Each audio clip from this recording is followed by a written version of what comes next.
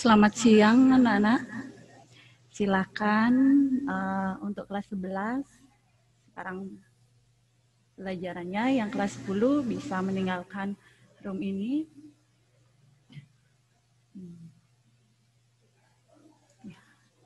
Selamat siang ya.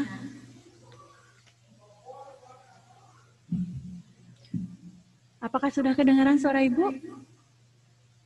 Salah satu bisa jawab. Bisa dibuka ya? Oh ya, terima kasih. Hari ini kita ketemu lagi anak-anak. Mungkin anak-anak sudah tidak asing dengan Ibu. Di kelas 10 Ibu sudah mengajar pendidikan agama Hindu. Dan sekarang juga Ibu mengajar pendidikan agama Hindu untuk di kelas 11. Anak-anak. Sebelum kita mulai, Ibu mau tanya dulu. Apa kabar anak-anak? Siapa yang mau jawab? Silahkan. Bisa dibuka mute-nya. Apa kabarnya? Ya, Dewa Dwi. Mau jawab? Silahkan. Apa kabar? Ya, semoga semua dalam keadaan sehat dan baik ya. Ya, silahkan Dewa Rai itu raise hand tadi. Siapa ini? 11 sampai 9. Apa kabar?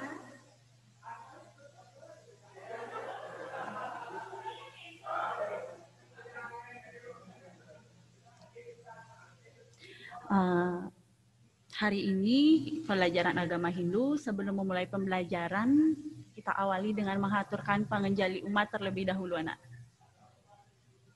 Om Swastiastu.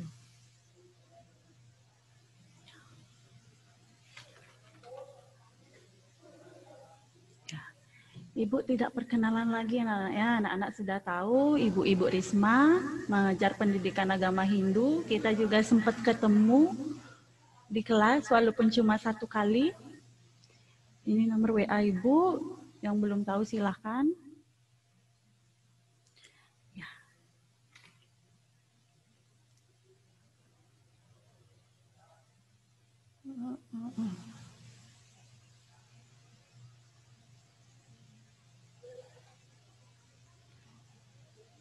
Ini ada materi secara umum Ibu berikan gambaran terlebih dahulu.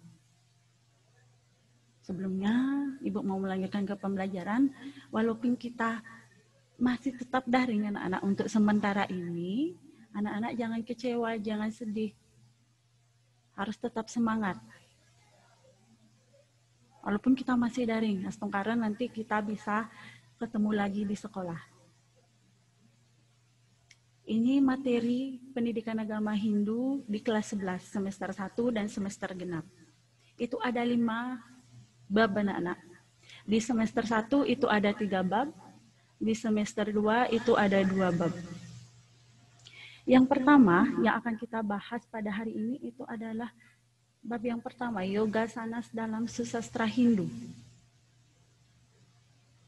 Di mana KD-nya yang akan kita bahas itu menerapkan yoga sanas menurut susastra Hindu dan menyajikan yoga sanas dalam kehidupan sehari-hari atau bagaimana cara mempraktekkan yoga dalam kehidupan sehari-hari seperti itu.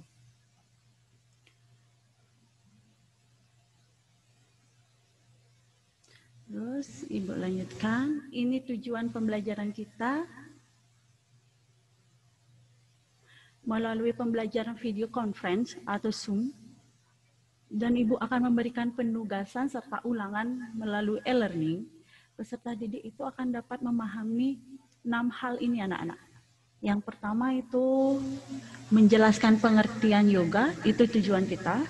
Yang kedua, menjelaskan sejarah yoga dalam agama Hindu. Yang ketiga, itu menyebutkan jenis-jenis yoga. Yang keempat, itu menjelaskan manfaat yoga. Dan yang kelima, menjelaskan bagaimana posisi Sang Hyang Widi dalam yoga dalam agama Hindu.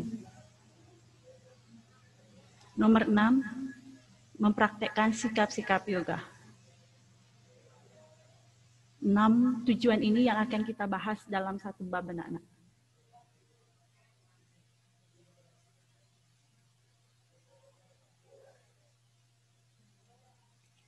Ibu tanya dulu, siapa yang pernah melakukan yoga? Silakan angkat tangan. Siapa yang pernah beryoga? Siapa yang mau angkat tangan? Silakan.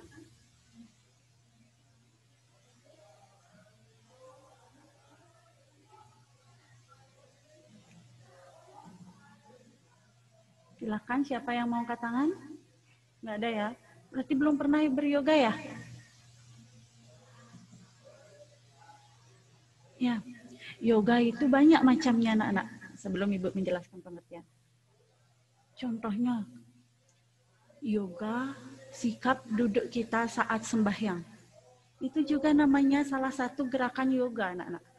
Silasana, Bajrasana, atau Padasana. Itu semua sikap beryoga. Cara kita saat Trisanya mengatur napas. Menarik, menahan, mengeluarkan, itu termasuk gerakan yoga.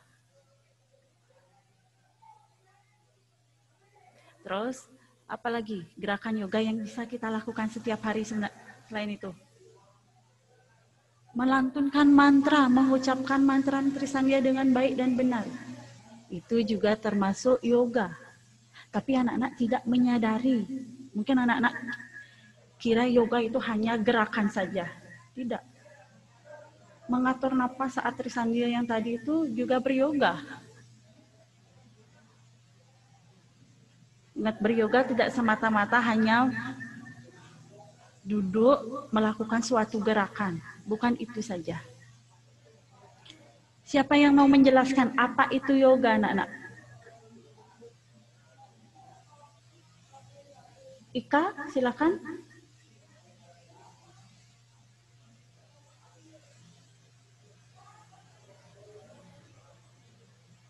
Silakan dibuka mute-nya.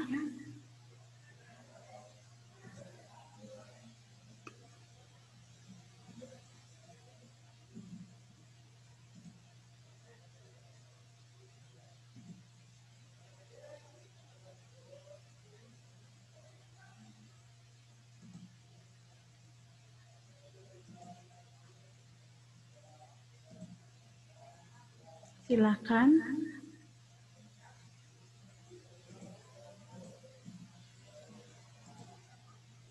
Kedengaran, Bu? Kedengaran, silakan. Siapa ini? Nama saya Nikade Sudiryantini dari kelas 11 AP 9. Ya, Cynthia ya? Sudi. Oh, Sudi. Iya, ya, silakan. Apa itu yoga? Kata yoga itu berasal dari kata yud yang artinya menggabungkan atau hubungan, yakni hubungan yang harmonis dengan objek yoga. Itu aja, Bu. Hubungannya harmonis dengan objek yoga. Itu betul sekali. Siapa lagi yang mau menambahkan? Astiti? Silakan.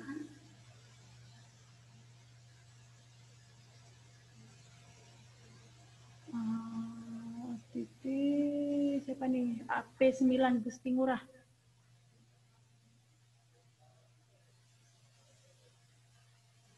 Intan atau Bunga, silakan. Siapa yang mau? Ya, Gusti Ngurah, silakan. Dibuka mute-nya.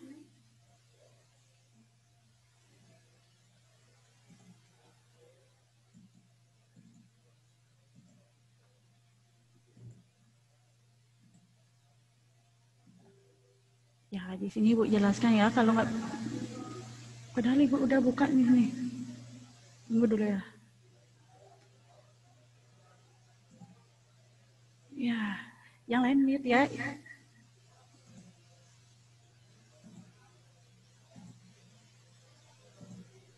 Silakan, Bu. Siapa yang mau angkat tangan? Ibu udah buka? Saya, Bu. Siapa ini ya? Tisya, Bu. Tisya ya. Yang Bu. Mute ya. Udah kedengaran? Sudah, silakan.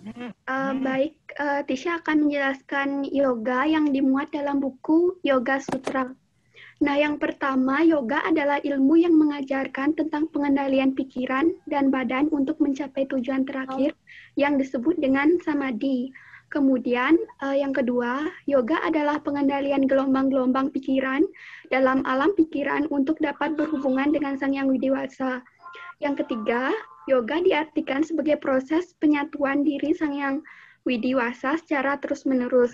Nah, secara umum, yoga adalah sebuah teknik yang memungkinkan seseorang untuk menyadari penyatuan antara roh manusia individu, atman atau jiwatman, dengan paratman melalui keheningan sebuah pikiran.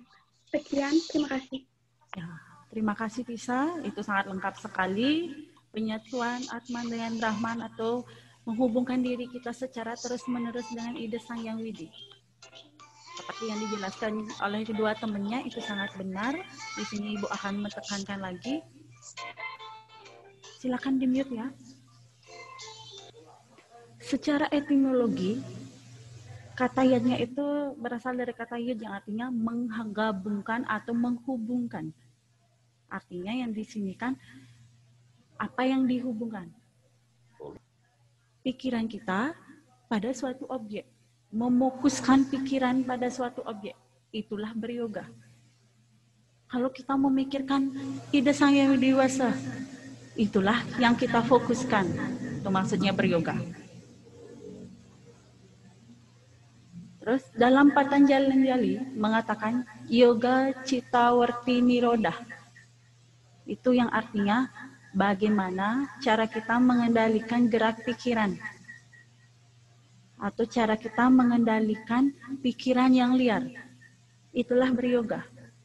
Beryoga itu juga dapat diartikan apakah kita dapat mengendalikan pikiran kita.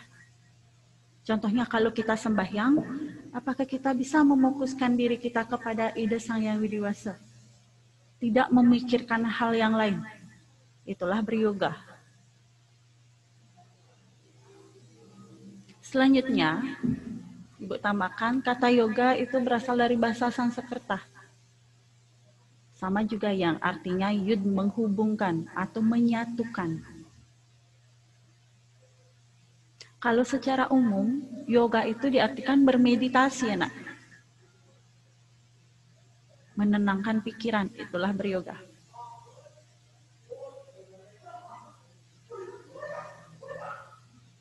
Nih. Yoga dapat diartikan menghubungkan atau menyatukan jiwa dengan parama atman. Dengan menenangkan pikiran, kita bisa dapat menyatukan diri kita. Seperti itu. Itulah beryoga. Di sini Ibu jelaskan. Beryoga itu harus dilakukan dengan tubuh kita sebelum melakukan dengan pikiran.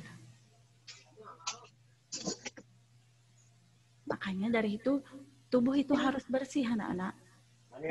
Ini tubuh dibagi menjadi 3 bagian. Tri, Anta, Karana, Sarira. Itu adalah 3 bagian dari tubuh kita. Silahkan di-mute dulu.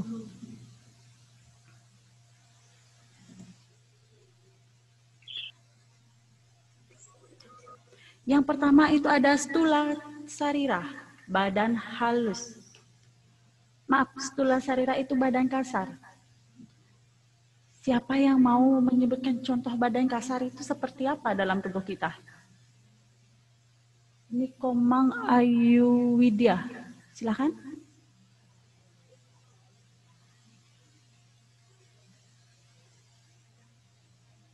Siapa yang mau menjelaskan? Seperti apa contoh stula sarira dalam tubuh? Komang Ayu, silakan. Udah kedengaran, Bu? Sudah.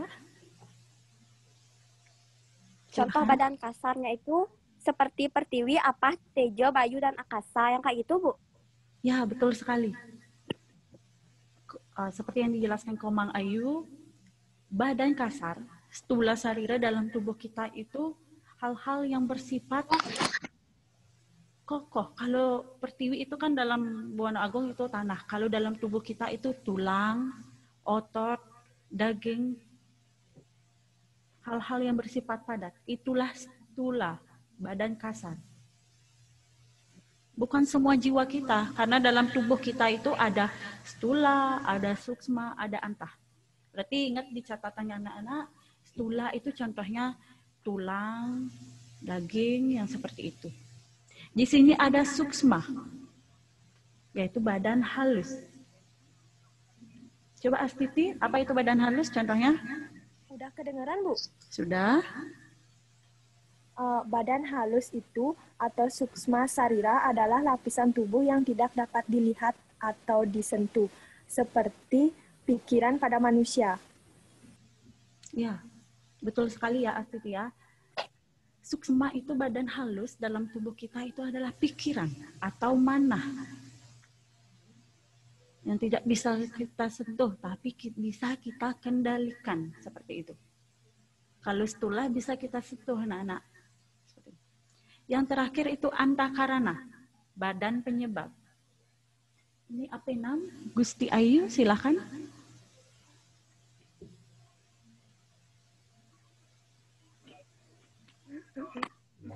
Udah kedengeran, Bu? Sudah, silakan. Antakarana sarira adalah lapisan tubuh yang paling halus yang biasa disebut atman atau disebut juga badan penyebab. Ya, betul sekali ya yang dijelaskan Gusti Ayu. Antakarana itu badan penyebab yang menyebabkan diri kita itu ada. Yaitu tidak lain adalah atman anak-anak. Ya, bisa diingat ya, stula, badan kasar seperti yang tadi, suksma dan antah. Itu harus bersih dalam diri kita, baru kita bisa melakukan suatu yoga.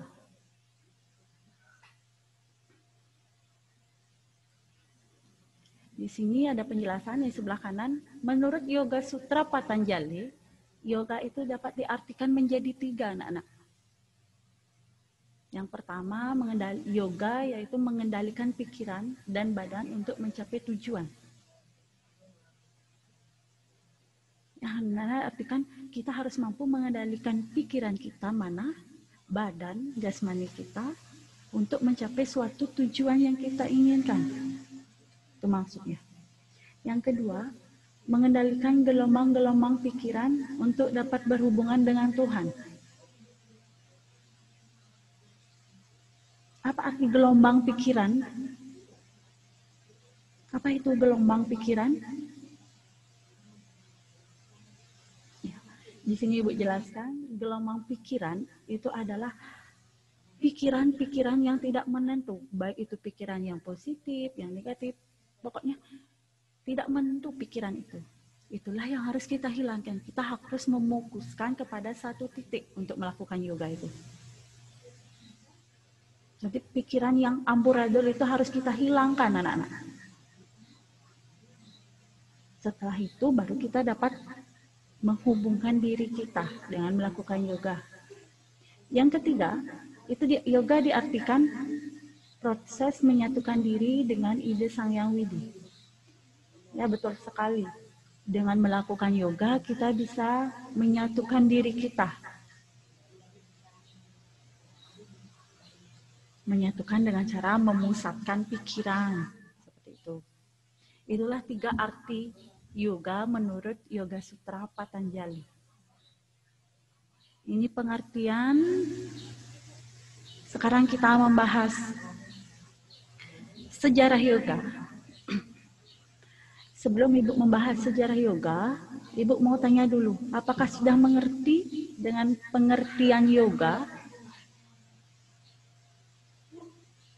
Berarti yoga itu menyatukan pikiran, menyatukan 2 hal, atau memusatkan pikiran pada suatu titik untuk menghubungkan diri kita kepada yang kita tuju.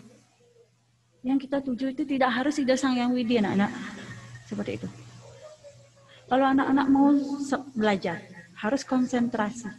Itulah memusatkan pikiran. Kita harus fokus belajar. Seperti itulah yoga. Berarti sudah mengerti semua ya tentang yoga? Kalau sudah pengertian sejarah. Di sini kitab yoga dalam agama Hindu pertama kali yang menulis itu adalah Maharshi Patanjali. Maharshi Patanjali lah yang menyebarkan agama Hindu dalam bukunya yaitu Yoga Sutra Patanjali. Dari sanalah masyarakat Hindu itu mengenal istilah yoga. Walaupun yoga itu sudah ada secara umum.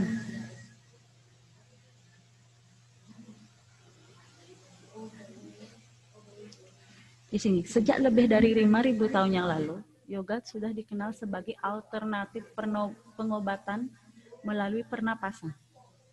Di mana dalam agama Hindu melakukan yoga itu secara tidak langsung dapat menghilangkan penyakit kita atau mengobatkan penyakit kita dengan melakukan pernapasan. Coba kalau kita tuh pernapasan kita itu tidak benar. Bagaimana cara kita menarik pernapasan, bagaimana kita menahan, mengeluarkan. Contohnya kalau sembahyang itu, coba anak-anak menarik dengan benar, menahan, dan mengeluarkan. Nanti begitu anak-anak melakukan puja trisandya, otomatis tidak ada ngos-ngosan. Kalau itu anak lakukan tarik, tahan, keluarkan secara cepat, nanti saat trisandya itu akan ngos-ngosan. Napas tidak akan teratur. Seperti itu anak-anak. Di sini awal mula munculnya Yoga Sutra Patanjali oleh Maharshi Patanjali. Yang diikuti oleh banyak kalangan masyarakat Hindu. Maharshi Patanjali itu mengartikan yoga dengan Cittawarti Nirodha, yaitu penghentian gerak-gerak pikiran. Gimana artinya? Kita tidak memikirkan hal-hal yang banyak, memikirkan satu hal, itulah beryoga.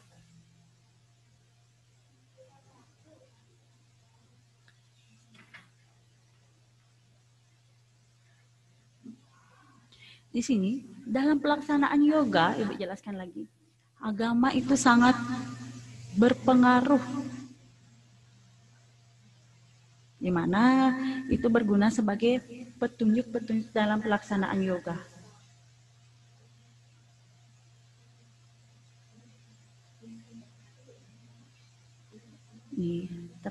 Masih dalam sejarah, dalam buku atau kitab Yoga Sutra Patanjali,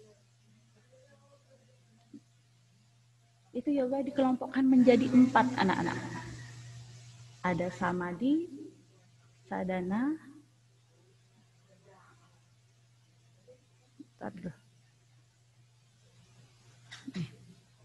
lewat. Vibhukti dan Kaivalya. Inilah 4 bagian yoga dalam karya Resi Mahapatanjali.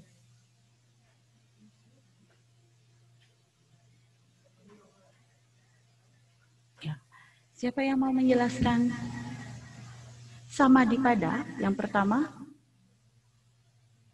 Yang lain dulu.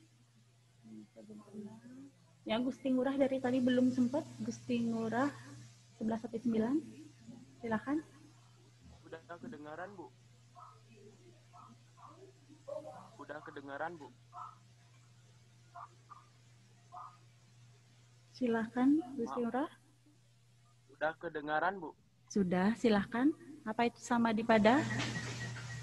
Samadhipada adalah kitab ini menjelaskan tentang sifat tujuan dalam bentuk ajaran yoga, di mana di dalamnya membuat tentang tata cara pelaksanaan yoga. Yang keras ya. Udah, Bu. Samadhipada adalah kitab yang menjelaskan tentang sifat, tujuan, dan bentuk ajaran yoga, di dalamnya memuat tentang tata cara pelaksanaan yoga. Sudah, Gus Ngurah? Kedengaran, Bu?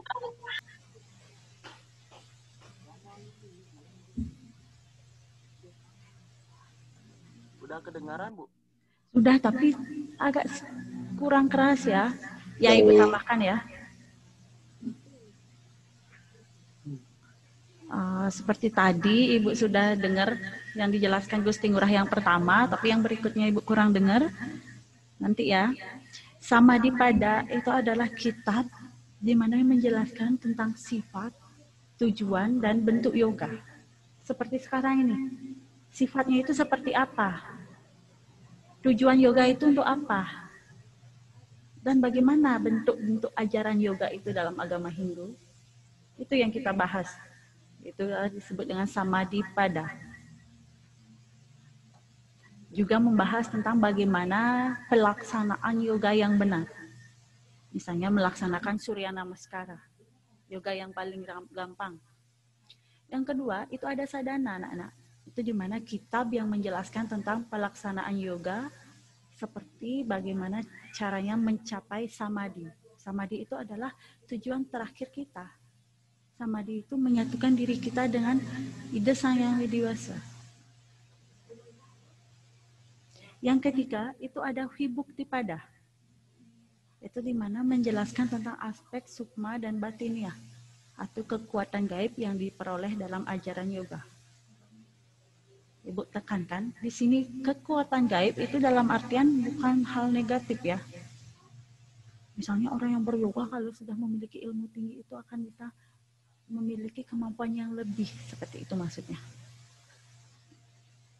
Yang kelima, yang keempat itu Kaivalyapada, di mana itu kitab yang menjelaskan tentang alam kelepasan. Bagaimana cara kita melepaskan diri kita dari hal yang bersifat duniawi. Tapi di sini kita akan membahas kitab yang pertama saja, itu Samadhipada. Membahas tentang sifat, tujuan, bagaimana cara melaksanakan yoga. Ibu lanjutkan, nanti Ibu share ya di e-learning materinya semua. Selanjutnya itu ada jenis-jenis yoga. Setelah sejarah itu ada jenisnya. Apa saja jenisnya? Itu jenis yoga itu ada 7 anak-anak.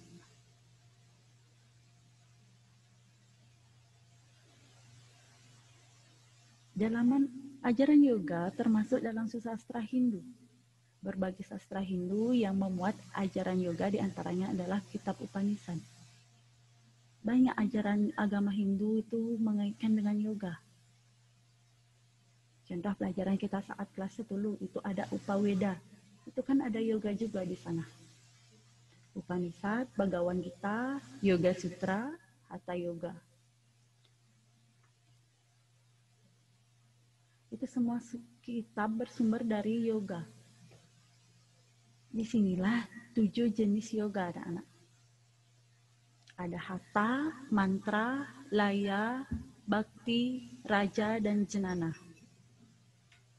Ya, siapa yang mau menjelaskan? Sudah banyak yang angkat tangan ya. Saya, Bu. Ya, di-mute aja dulu ya. Saya, Bu. Di-mute aja dulu semua, nanti baru Ibu. Saya, Bu. Ika, mute dulu. Nita, 11-2, silakan. Yang, Bu. Bu, saya Bu. Yang lain di-mute dulu dong. Sudah. Nih, Bu. Nanti dapat giliran semua kok. Nita, silakan. Udah kedengaran suaranya, Bu? Sudah, silakan Nita. Hatha yoga yaitu gerakan yoga yang dilakukan dengan posisi fisik atau asana, teknik pernapasan atau pranayama yang disertai dengan meditasi. Terima kasih. Ya, terima kasih Nita. Di sini Hatha yoga. Hatha yoga itu adalah gerakan yoga yang dilakukan dengan posisi fisik asana. Asana itu sikap duduk yang baik dan benar. Setelah sikap yang benar, di sini juga menjelaskan tentang bagaimana cara mengatur napas.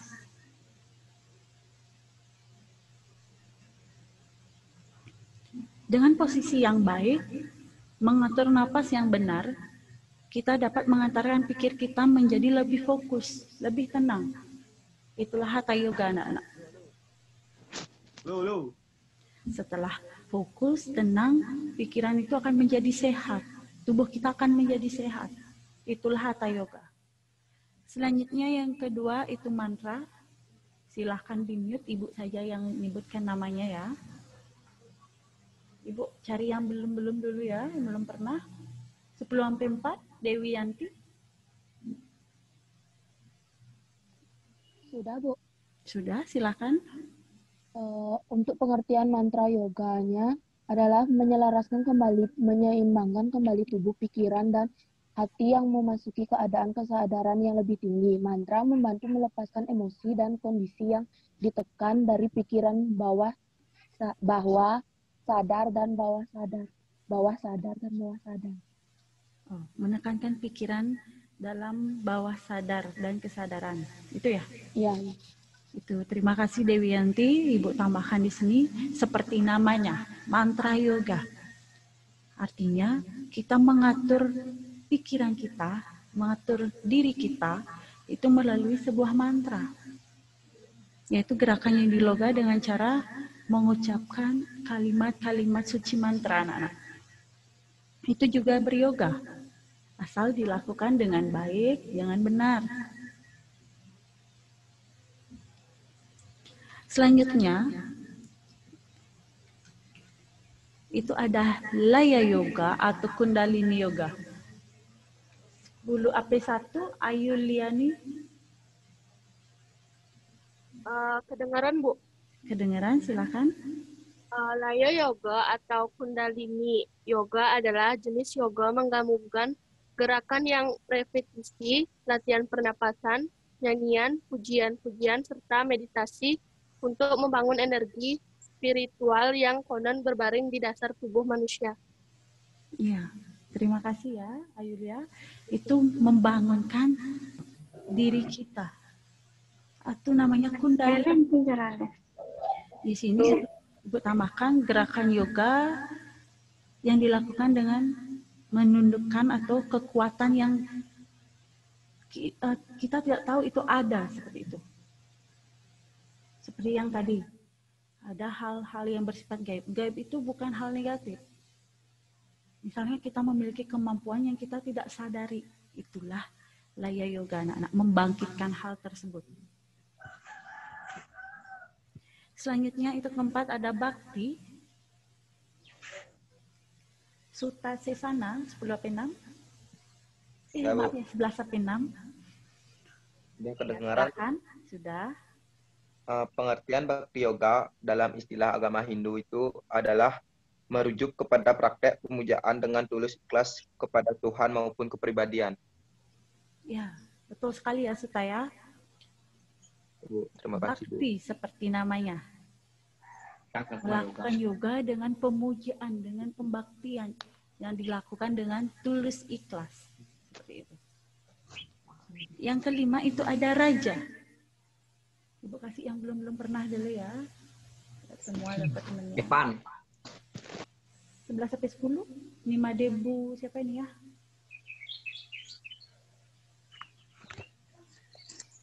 Udah kedengeran, Bu? Udah, silakan. Oke, jadi Raja Yoga itu adalah gerakan yoga yang menitik beratkan pada teknik meditasi dan juga kontemplasi. Ajaran-ajaran yoga ini nantinya mengarah pada tata cara penguasaan diri, sekaligus menghargai diri sendiri dan sekitarnya. Terima kasih. Ya, terima kasih kembali. Itu Ibu tambahkan sedikit saja, di mana di sini lebih menekankan kepada meditasi. Setelah meditasi, kita akan menenangkan diri kita. Setelah itu kita mengetahui bagaimana cara kita menghargai diri kita sendiri. Itulah Raja Yoga. Jenana.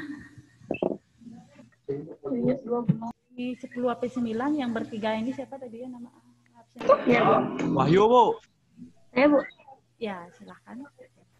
Jenana Yoga adalah pengabdian kepada Tuhan dengan cara mempelajari kitab suci Weda dan memahami intisari yang tergantung dalam setiap ayat-ayatnya.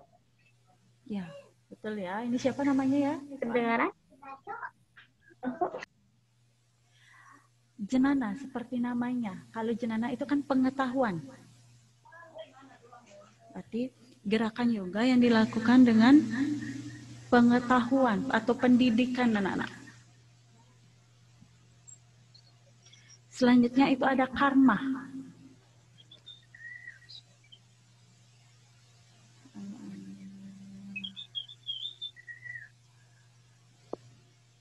Ya, Ika. Udah kedengaran, Bu? Udah.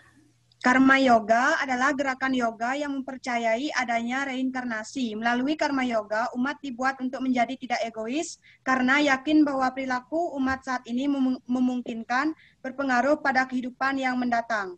Ajaran karma yoga meliputi yoga perbuatan atau berkarya, kewajiban demi tugas itu sendiri tanpa menginginkan buah hasilnya, seperti misalnya penghargaan karena mendapat sukses atau terkabulnya suatu tujuan, dan tanpa merasa menyesal kiranya bila tidak berhasil atau mengalami kegagalan.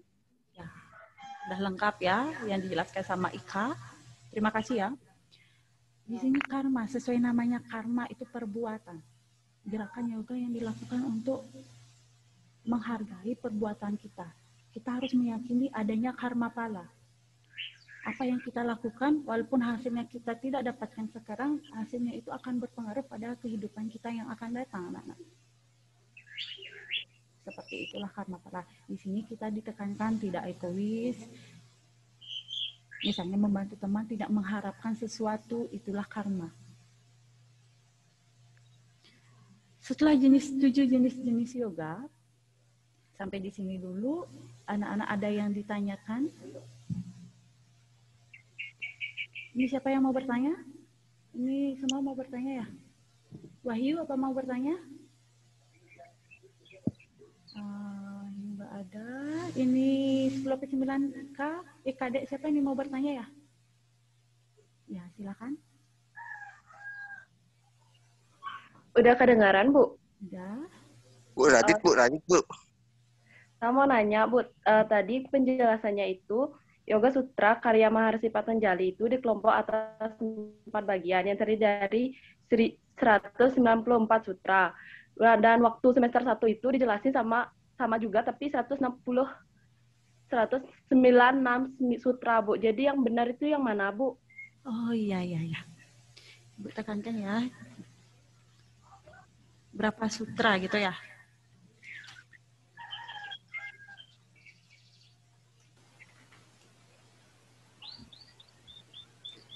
Buktinya Ibu di sini salah ketik ya, di sini ya. Ada 196, di sini Ibu salah ketik ya. Seperti yang kelas 1 kita kan ada pelajaran Upaweda. Siapa lagi? Sudah? Kadek?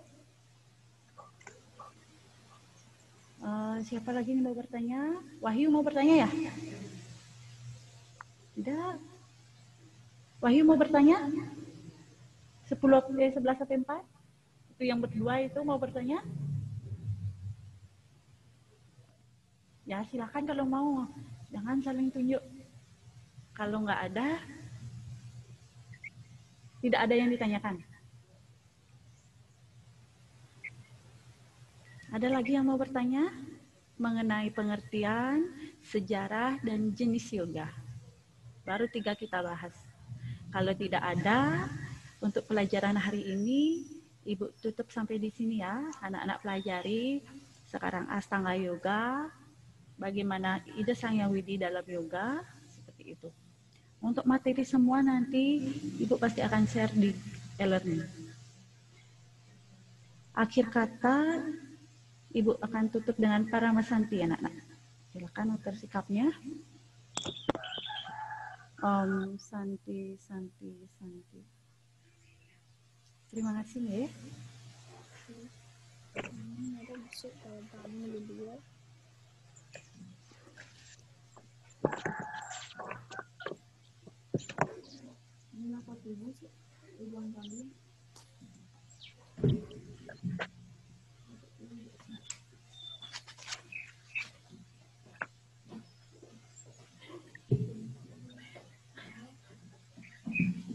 Tes. Tuh. Tes bro, weh. Halo. Siap weh. Cuak. Wow. Woi, Kerebak. Boleh.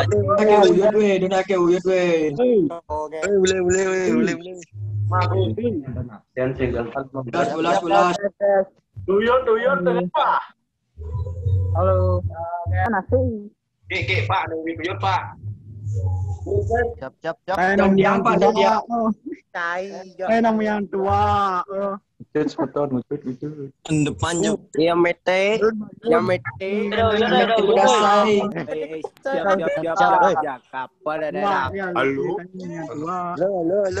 Halo. Skip. Dan akhir tu, weh. Yang mete. PUBG. Main, mabar. Main, weh. Clash of Clans, weh. Mabar. Monitor. Tedis monitor. Apa nih? Ada ragam na, weh. Weh, dia nak uyut, weh. Dalam dulu, weh. Jangan sayu, deh. Ini Pak.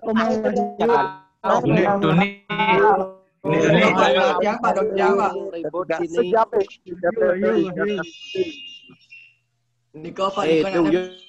Duyut dalam weh. Duyut Kan ada kuyut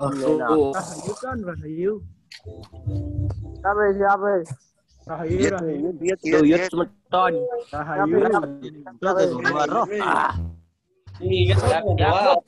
Udah biasa angker cuma, weh.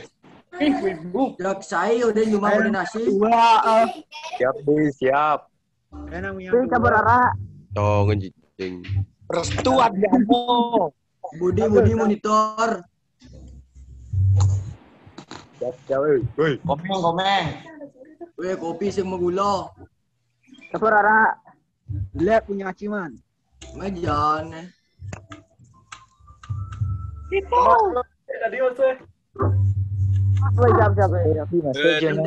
Jenek mami. Plus. Jedis monitor. Weh, ke cewek-cewek adanya TikTok tuh, weh. Dedis monitor. Komeng monitor. Weh, siap, weh. Bang Guru, weh. Dalam Guru, weh. Dedis monitor.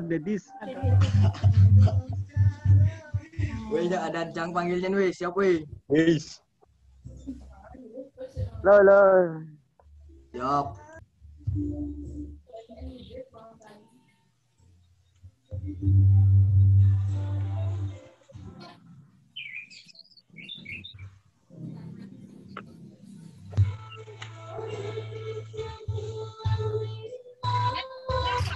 Mute semuanya. Ulang berde.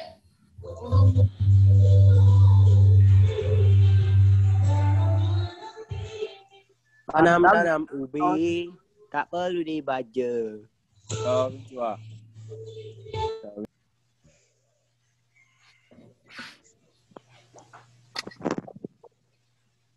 Tahu ngencitung. Berapa ribu harga masternya?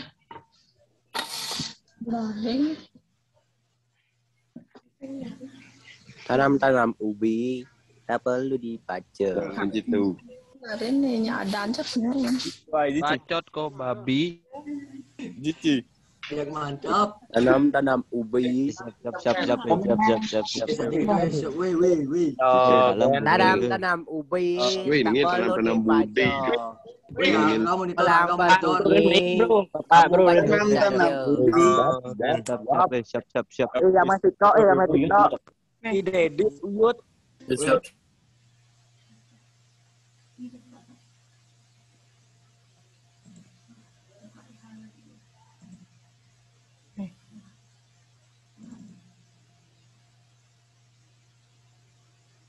Desainnya.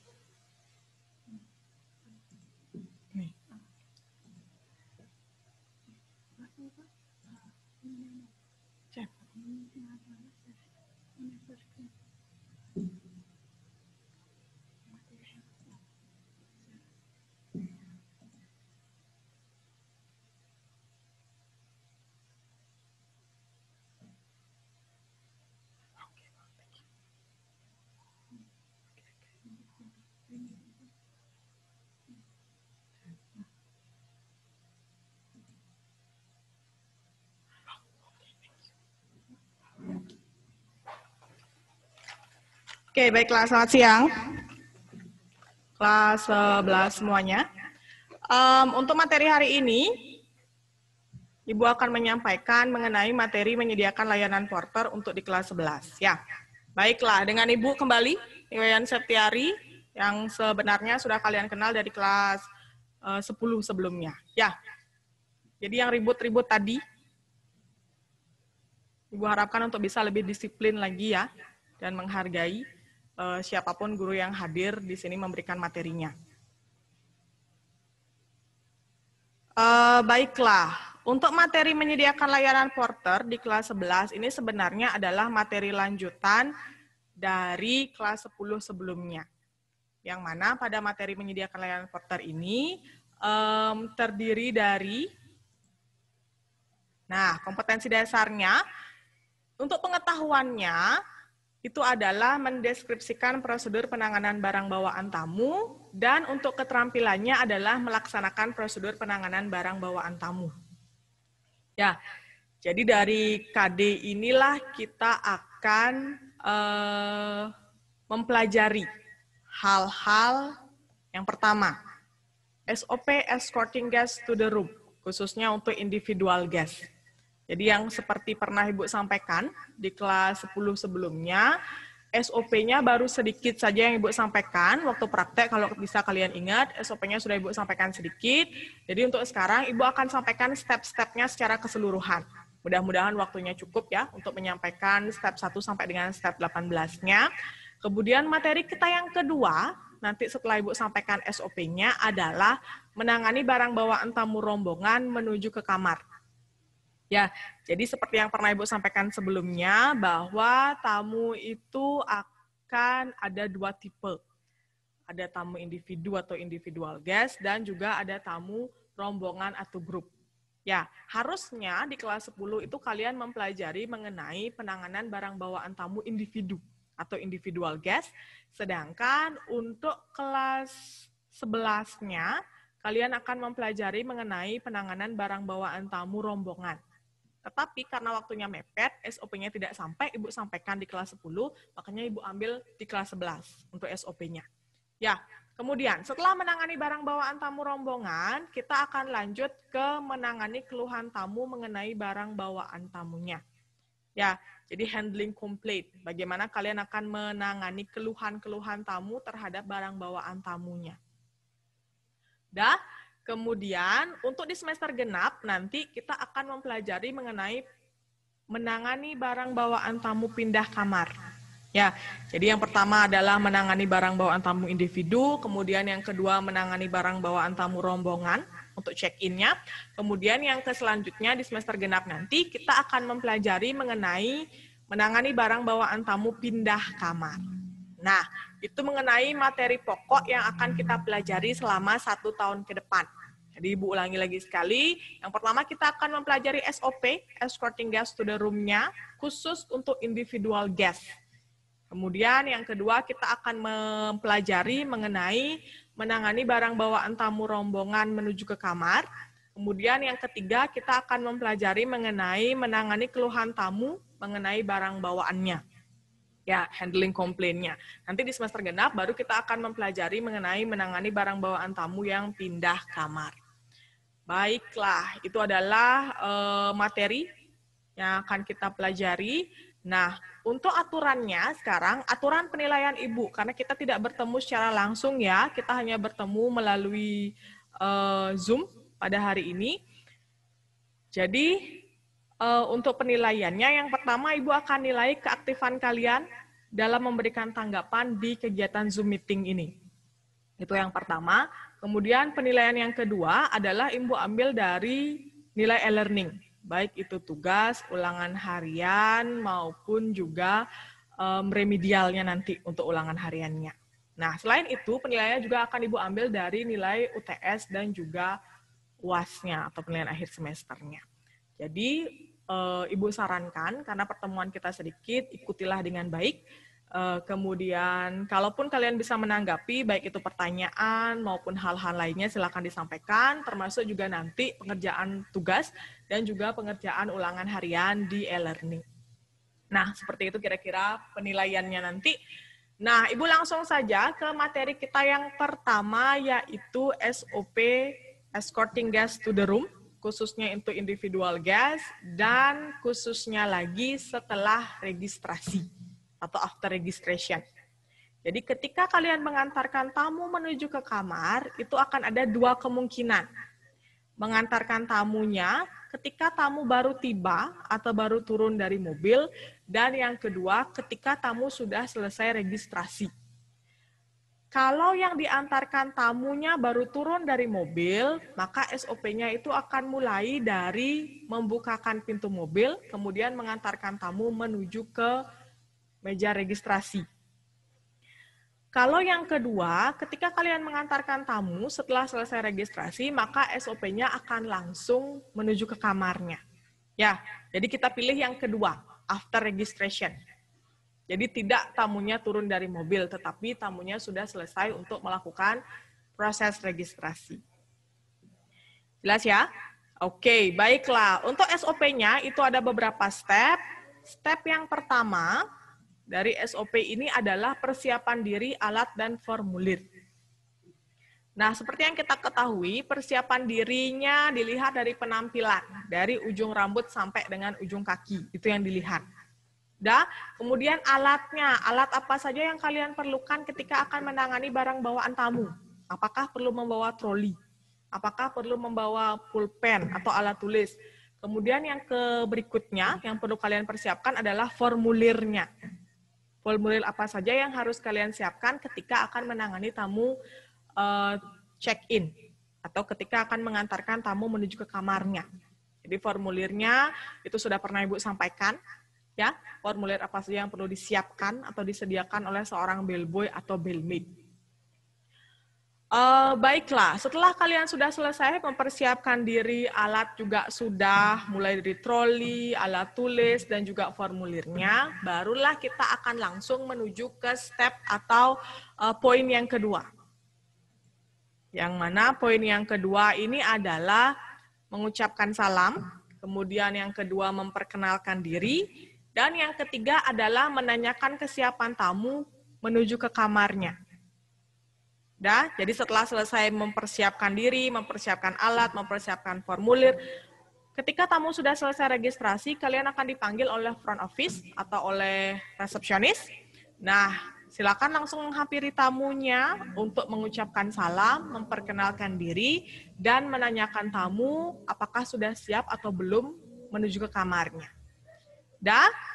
Nah, dalam hal ini, kalian akan langsung berkomunikasi dengan tamu. Jadi di meja reception, tamunya sudah selesai registrasi, dipanggil oleh pihak resepsionisnya, kalian hampiri tamunya, ucapkan salam, perkenalkan diri, dan tanyakan apakah tamunya sudah siap untuk menuju ke kamar. Nah, untuk sekarang biar tidak Ibu sendiri yang ngomong, adakah yang bisa memberikan Ibu contoh bagaimanakah cara mengucapkan salam, memperkenalkan diri, dan menanyakan kesiapan tamu menuju ke kamarnya? Baiklah, ada 8 partisipan yang raise hand ya. Ibu akan tunjuk salah satunya. Silakan coba sampaikan. Wahyu dari 11 AP4. Silakan di-mute dulu.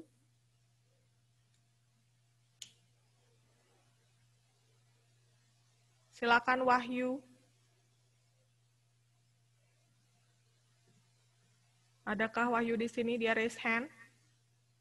Tidak ada. Ibu ganti dengan yang lainnya. Astiti dari 11 AP9. Silakan. Sudah kedengaran, Bu? Sudah, Astiti. Silakan Astiti. Baiklah, saya akan memberikan contohnya. Mulai dari memberikan salam. Contohnya, good afternoon, welcome to Ratnawarta Hotel. I'm Astiti as your bellmaid today. Are you ready to go to your room? Oke, thank you Astiti. Silakan di-mute kembali. Oke, sudah di-mute kan ya? Baiklah, untuk Astiti, jawabannya bagus sekali ya. Jadi, yang pertama adalah mengucapkan salam, tergantung dari waktunya. Apakah good morning, good afternoon, atau boleh pakai good evening. Welcome to Ratnawarta Hotel, itu bagus sekali kalian menyambut tamu atau memberikan greeting ke tamu. Kemudian yang kedua, jangan lupa perkenalkan dirinya. Nama kalian siapa, sectionnya apa. Jadi tamu akan tahu, oh dia di section porter, berarti dia akan membantu saya untuk membawa barang saya nanti. Kemudian yang berikutnya adalah tanyakan kesiapan tamu menuju ke kamarnya. Apakah tamu sudah siap menuju ke kamarnya? Ya, jadi seperti yang sudah disampaikan oleh Astiti tadi, dari AP berapa Astiti? AP 9 ya. Oke, thank you. Untuk Astiti dari 11 AP 9 sudah menyampaikan contohnya dengan sangat baik. Ibu ulangi lagi sedikit ya, sudah Ibu tuliskan pada slide. Good morning, tadi Astiti pakai good afternoon, boleh? Tergantung waktunya sekarang ya, jadi silakan disesuaikan nanti. Good morning, welcome to Ratnawarta Hotel. I'm Ari as your bellmate today. Are you ready to go to your room? Oke, itu contoh atau salah satu contoh yang bisa disampaikan untuk step yang kedua pada SOP ini. Ibu lanjut ke step yang ketiga.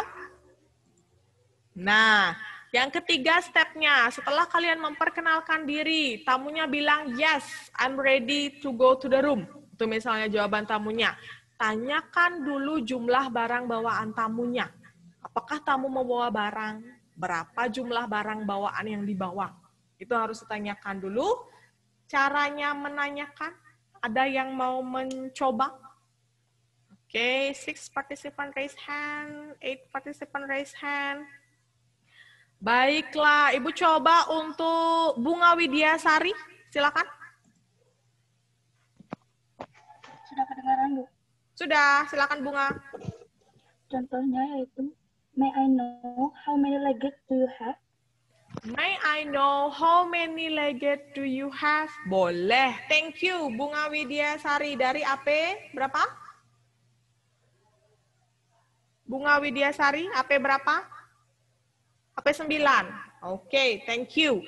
Terima kasih untuk jawabannya Bunga Widyasari. Jadi ketika kalian menanyakan jumlah barang bawaan tamunya, boleh mengucapkan seperti yang disampaikan oleh Bunga Widyasari tadi ya. Nah, may I know how many legged that you bring? Boleh. May I know how many legged that you have? Boleh juga. Atau boleh juga dengan cara, do you have any legged with you? Boleh. Ya, jadi yang mana mau dipakai silakan pilih salah satunya. Jadi yang pertama adalah mengucapkan salam, kemudian sebutkan nama, memperkenalkan diri ya. Kemudian tanyakan kesiapan tamu menuju ke kamarnya, itu juga. Kemudian selanjutnya adalah tanya jumlah barang bawaan tamu. Berapa dia bawa barang bawaan? May I know how many legged that you bring? May I know how many legged that you have? Atau do you have any legged with you? Boleh. Ya, jadi tergantung yang mana mau kalian pakai. Jangan pakai semuanya, pakai salah satu saja. Oke, setelah tamunya menjawab, misalnya tamunya membawa 2 buah barang bawaan. Yes, I have 2 leggeds, itu misalnya. Atau yes, I have 1 suitcase, itu misalnya. Barulah kita akan lanjut ke step number 4 atau step nomor 4. Menawarkan kepada tamu untuk membawa barang bawaannya. Jadi tawarkan bantuan kepada tamu untuk membawa barangnya. Ini dilakukan setelah kalian tanya berapa jumlah barangnya. Atau tanyakan apakah tamunya membawa barang bawaan. Untuk caranya bisa seperti ini ya. Mr. or Mrs. misalnya nama tamunya adalah Mr. Chris. Mr. Chris, may I help you to bring your legged to the room? Boleh. Ya, may I help you to bring your legged to the room? Sekali lagi harus diingat, ketika kalian menyebutkan nama tamu, itu harus diawali dengan Mr., Mrs., atau Miss. Ketika kalian memanggil tamu dengan Mr., harus diiringi dengan nama tamunya. Jangan Mr. saja. Mr., may I help you to bring your legged to the room? No. Tidak boleh seperti itu. Yang boleh adalah, Mr. Chris, may I help you to bring your legged to the room? Ya, jadi ada Mister-nya dan ada namanya. Karena ketika kalian sudah memanggil tamu dengan Mr., Mrs., atau Miss, otomatis kalian sudah tahu namanya. Kecuali kalian masih panggil tamunya dengan Sir atau Madam. Itu kalian belum tahu nama tamunya. Oke? Ada yang punya jawaban berbeda atau punya kalimat berbeda ketika kalian menawarkan kepada tamu untuk membawa barang bawaannya selain yang Ibu tuliskan pada slide? 3 partisipan raise hand. Coba Tisha. Silakan Tisha. Sudah kedengaran, Bu? Sudah. Tisha dari AP berapa? AP 9. AP 9. Wah, AP 9-nya dari tadi ya. Silakan. Untuk lebih simpelnya, Tisha bilang, may I bring your legit? Yes, may I bring your legit? Boleh. Ada lagi yang lain, Tisha? Enggak, itu aja. Tidak ada. Oke, thank you, Tisha. Silakan di-mute kembali. Baiklah. Jadi itu contoh yang disampaikan oleh Tisha. Boleh juga. May I bring your legit? Boleh. May I help you to bring your legit? Boleh. Ya, jadi seperti itu. Silakan dipilih salah satunya yang mana kalian lebih gampang untuk mengucapkan. Atau boleh juga yang kedua seperti yang Ibu tuliskan pada slide, Mr. or Mrs. Chris, may I help you to carry your luggage to the room? Bring boleh, carry boleh. Ya, yang mana mau dipilih silakan, terserah yang mana kalian lebih gampang untuk mengucapkan, silakan itu yang dipakai.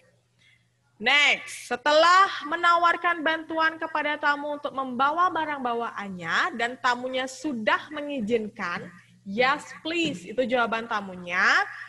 Sekarang kalian ambil barangnya, kemudian cek barangnya, cek jumlahnya, cek kondisinya. Sekali lagi, cek kondisinya bukan maksudnya membuka isiannya. Ya, tidak. Tapi pada saat mengecek kondisinya, kalian cukup cek dari luar saja. Jumlahnya berapa, apa saja jenis barangnya, kemudian bagaimana kondisinya. Apakah ada yang rusak atau tidak. Kalau memang tidak ada, silakan sampaikan ke tamu jumlahnya saja. Kalau ada yang rusak, silakan sampaikan ke tamu bagian mana yang rusak. Menyampaikan ulang barang bawaan tamu yang dibawa. Ibu contohkan satu. Excuse me, Mr. Chris, you bring 1 pieces of suitcase and 1 pieces of garment bag with good condition. Is that right? Mrs. Chris, itu misalnya. Ya, jadi konfirmasi barang apa saja yang dibawa, berapa jumlahnya. Karena sekarang kondisinya bagus, sampaikan kondisinya bagus. Kalau memang ternyata ada rusak, silakan disampaikan. Jadi ini untuk menghindari tamunya menyalahkan petugas, merusak barangnya. Ya, jadi harus disampaikan ke tamu sebelum kalian mengantarkan barangnya ke kamar. Jadi harus sudah dikonfirmasi dulu isiannya. Apakah memang barang bawaan tamunya jumlahnya segitu, apakah kondisi barangnya memang seperti itu yang dikonfirmasikan kepada tamu. Ya, jadi itu contohnya, sampaikan ulang jumlahnya, sampaikan ulang juga jenisnya. Nah, disinilah pentingnya kalian mengetahui jenis barang bawaan tamu yang sudah kalian pelajari sebelumnya. Ya, jadi jenis barang bawaan tamunya harus sudah diketahui. Jangan sampai tamunya membawa suitcase, tapi kalian bilang suit bag. Nah, itu yang salah.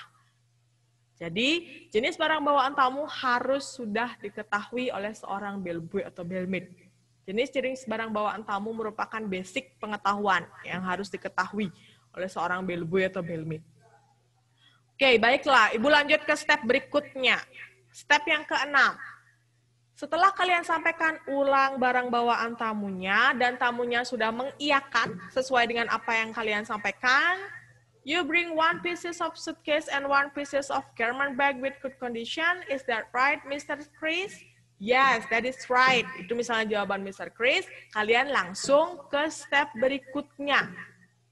Meminta tanda tangan tamu pada bellboy errand card yang sudah dilengkapi dengan tanda tangan dari seorang petugas bellboy atau bellmaid-nya, dan juga meminta izin, sorry salah ketik Ibu ya, meminta izin memasang legit tag.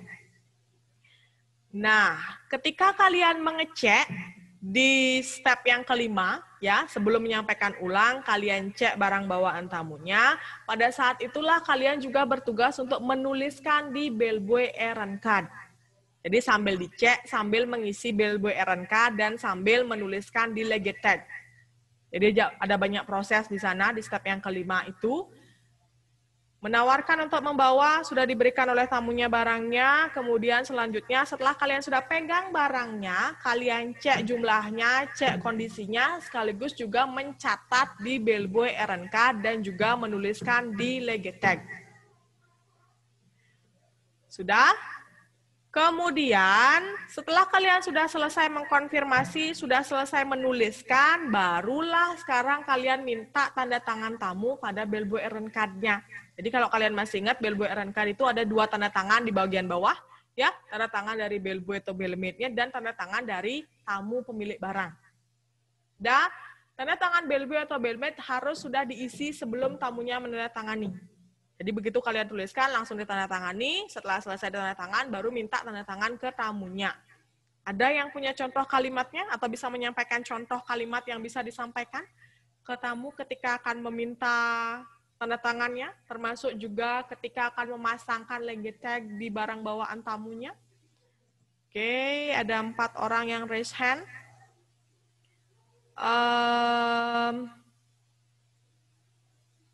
Widiani, silakan.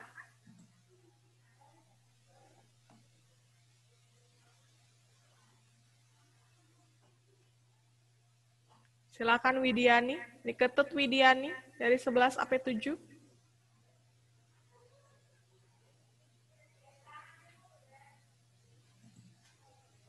Silakan di-unmute dulu ya.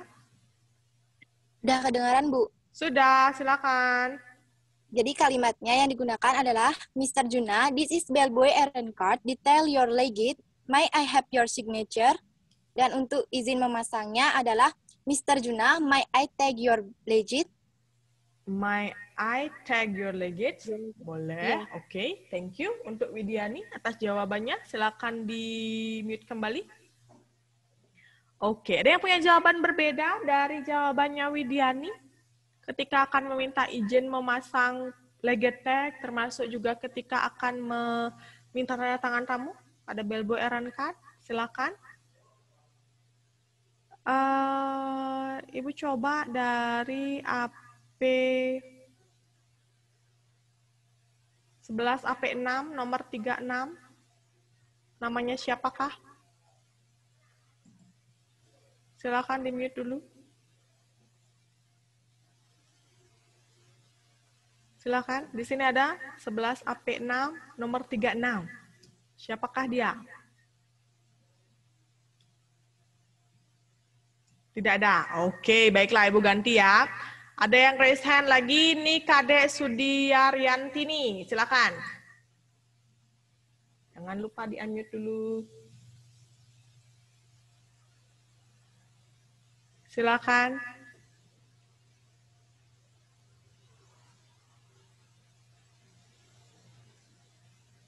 Hilang juga. Sudiaryantini, bisa dengar suara Ibu ya? Silakan. Udah kedengaran, Bu. Oke. Silakan. Meminta tanda tangan tamu pada bellboy errand card. Minta tanda tangan tamu pada bellboy errand card dulu deh. Silakan. Contohnya, excuse me, Mrs. Clara, this is bellboy errand card. May I have your signature? Yes, thank you. And then untuk memasang legit tag-nya? Untuk memasang tag-nya, excuse me, Mrs. Clara, may I tag your legit? Oh, legit ya, bukan legit. Legit. Oke, thank you, Sudiaryantini. Silakan di-mute kembali. Baiklah, 2 contoh tadi ya, ketika akan meminta izin untuk memasang legit tag. May I put legit tag on your legit? Boleh. Ya. Kemudian ketika akan meminta tanda tangan, boleh yang simple. May I have your signature here? Jadi kalian tunjukkan bagian mana yang perlu ditandatangani dan jangan lupa berikan pulpennya kepada tamu. Jadi tamu akan lebih gampang ketika akan menandatanganinya. Ya, tidak perlu repot mencari pulpen lagi. Kemudian minta izin sudah Ibu berikan tadi contohnya ya, may I put legit tag on your legit? Nah, kalau tamunya sudah selesai tanda tangan, pasanglah legit tag di barang bawaan tamu sesuai dengan yang sudah kita praktekkan sebelumnya. Di mana boleh memasang, di mana tidak boleh memasang, bagaimana cara pemasangannya itu sudah Ibu sampaikan waktu kegiatan prakteknya. Oke, Ibu lanjut ke step yang berikutnya. Yang nomor 7. Nah, setelah kalian selesai memasang legit tag, kalau kalian masih ingat ya, Bellboy Errand Card itu terdiri dari 2 lembar. Lembar yang asli atau lembar yang putih dan lembar kopiannya atau lembar yang pink. Lembar yang asli atau lembar yang putih itu disimpan oleh Bellboy atau Bellmate untuk selanjutnya diserahkan kepada Bell Captain. Sedangkan lembar yang pink atau lembar fotokopiannya itu akan diberikan kepada tamu. Ya? Jadi sekali lagi lembar yang putih itu disimpan oleh Bellboy atau Bellmate atau oleh petugas, kemudian lembar yang pink itu diberikan kepada tamu. Caranya, Ibu berikan satu contoh. Please keep this form that contain details of your legate. Boleh. Ya, atau mungkin ada jawaban yang berbeda atau ada yang punya kalimat berbeda. Silahkan. Ada 2 orang yang raise hand. Oke, Tisha lagi. Silakan Tisha. Udah kedengaran, Bu? Udah, silakan Tisha. Contohnya, misalnya nama tamunya itu Erna. Oke. Mrs. Erna, this is the copy the errand card. Please keep. Oke, this is the copy of your Bellboy Errand Card. Boleh. Please keep this. Boleh juga. Ya. Jadi seberapa bisanya, seberapa mampunya, silakan. Oke, good Tisha, silakan di-mute kembali. Baiklah, jadi boleh ya menyampaikan seperti yang Ibu sampaikan tadi boleh, seperti yang Tisha sampaikan tadi juga boleh. Jadi sebisanya dan semampunya saja, tidak ada paksaan dan tidak ada keharusan bagaimana kalimatnya. Oke.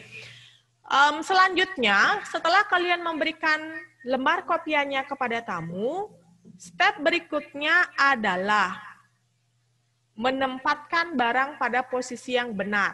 Nah, ini berlaku ketika kalian perlu menggunakan troli. Dah, setelah berikan kopiannya kepada tamu, selanjutnya tugas kalian adalah menata barang bawaan tamu pada troli. Sekali lagi, ketika menaruh barang bawaan tamu pada troli, barangnya harus sudah dipasang legit tag. Jangan sampai legit tag-nya belum terpasang, tapi sudah ditaruh di troli. Jadi tidak sesuai dengan prosedurnya nanti. Ya, jadi barangnya harus sudah ditandai dulu, tamu sudah menandatangani, tamu sudah diberikan kopiannya, kemudian barulah barang bawaan tamu tersebut ditaruh di troli. Itu kalau pakai troli. Kalau tidak, step yang ke-8 ini di skip saja. Ya, tidak perlu dipakai kalau tidak menggunakan troli. Oke, Ibu lanjut yang ke-9, mengantarkan tamu menuju ke kamarnya. Kalimat yang boleh disampaikan. I will escort you to go to your room. Please follow me. Boleh. Ya, atau boleh dibalik. Follow me please. I will escort you to go to your room. Boleh juga. Jadi yang mana mau dipakai, silahkan. Yang jelas kalian menyampaikan ke tamu bahwa kita sudah akan menuju ke kamarnya. Ya, kalian akan mengantarkan tamunya menuju ke kamarnya. Itu yang disampaikan. Oke, next. Ibu lanjut ke step yang ke-10. Step yang ke-10, selama perjalanan menuju ke kamar, berikan informasi mengenai fasilitas hotel. Nah, jadi sambil jalan, yang kalian lakukan adalah menjelaskan fasilitas hotel kepada tamu. Jadi tidak diam. Ya, tapi sambil jalan dari depan meja reception sampai dengan depan kamar tamu, harus ada komunikasi antara bellboy atau bellmate dengan tamunya. Jadi yang disampaikan di sana adalah fasilitas yang dimiliki oleh hotel tempat kalian bekerja. Apa keunggulannya, apa kelebihannya, sehingga membuat tamu tertarik untuk membeli, tertarik untuk menggunakan, tertarik untuk datang ke fasilitas hotel yang disediakan. Itu sudah juga pernah kita bahas waktu kegiatan prakteknya. Nah, untuk contohnya, karena waktunya sudah habis ya, harusnya Ibu sampai jam 12.20 kalau tidak salah.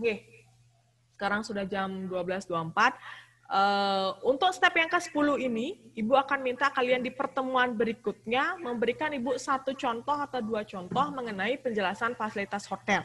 Nanti akan Ibu tunjuk secara bergiliran. Nah, sampai di step yang ke-10 ini, ada yang ditanyakan dulu? Silakan raise your hand kalau misalnya ada yang mau ditanyakan. Kita bahas bersama. Silakan. Adakah? Tidak ada. Baiklah, karena tidak ada, silakan dipelajari kembali step-step yang sudah Ibu berikan dari step 1 sampai dengan step 10-nya. Untuk selanjutnya nanti kita akan membahas mengenai penjelasan fasilitas hotelnya. Nah, untuk pertemuan hari ini Ibu akhiri, ya, silakan dipelajari kembali apa-apa saja yang sudah kita bahas pada pertemuan kali ini. Terima kasih.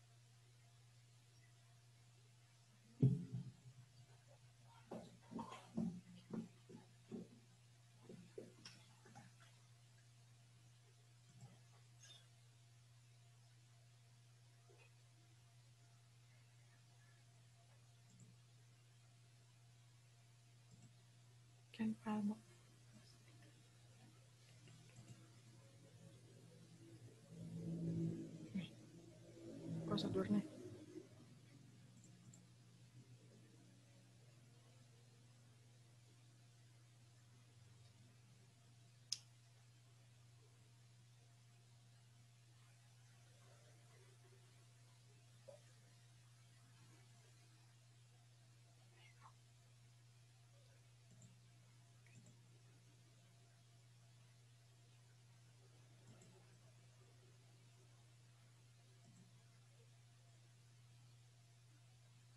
Prosedurnya, prosedur ganjil.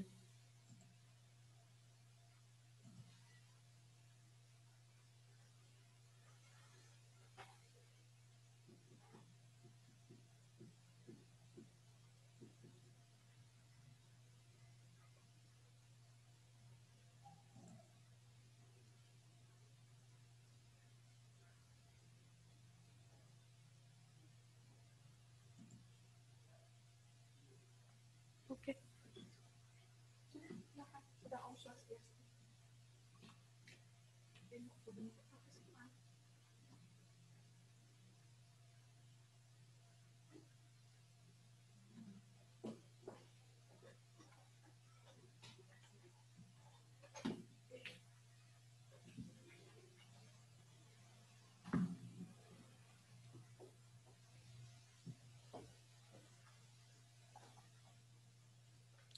Selamat siang anak-anak.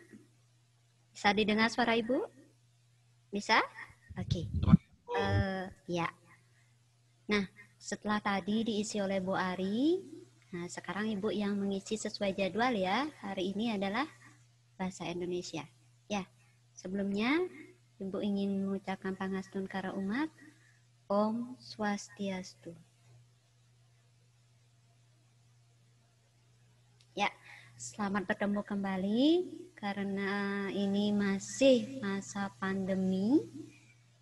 Mudah-mudahan kalian masih tetap menjaga kondisi dengan baik, kemudian menjaga semangat untuk belajar. Tidak ada kata malas ya, meskipun kalian itu belajarnya daring. Ya, kita tidak tahu esok keadaannya akan berubah seperti apa. Ya, belajar dulu. Tugas kalian belajar, ya belajar.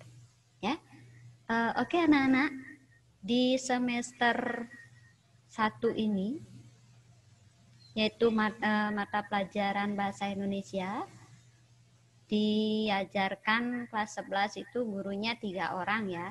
Ada Bu Pandewaspawati, Bu Diah, kemudian Ibu sendiri. Ya, kebetulan untuk hari ini, jadwal hari ini Ibu yang mengajar atau Ibu yang mengisi materi Bahasa Indonesia. Ya, untuk materi Bahasa Indonesia semester 1, kita akan mempelajari bab 4 anak-anak. Ya, 4 bab ya, maksud Ibu, maaf 4 bab. yang nantinya 4 babnya lagi akan dipelajari di semester 2 atau semester genap. Ya. Di semester 1, bab yang akan kita pelajari yang pertama adalah menyiapkan atau menyusun teks prosedur kompleks. Ya. Kemudian bab yang kedua mempelajari teks eksplanasi. Ya. Yang ketiga mengolah informasi dalam ceramah. Yang keempat meneladani kehidupan cerita pendek. Ya. Ibu mulai dari teks prosedur kompleks.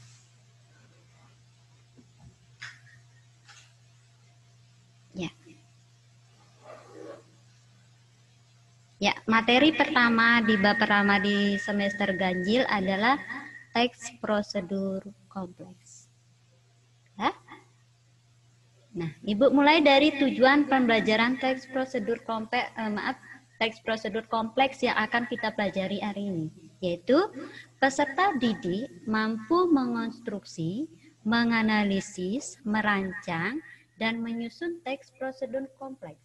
Nah, pembelajaran kita ini tujuannya adalah kalian mampu nanti mengonstruksi. Mengonstruksi itu apa? Menyusun.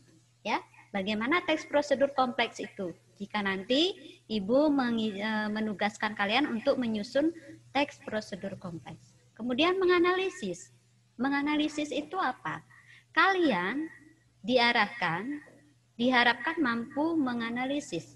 Harus mampu menganalisis. Menganalisis itu apa?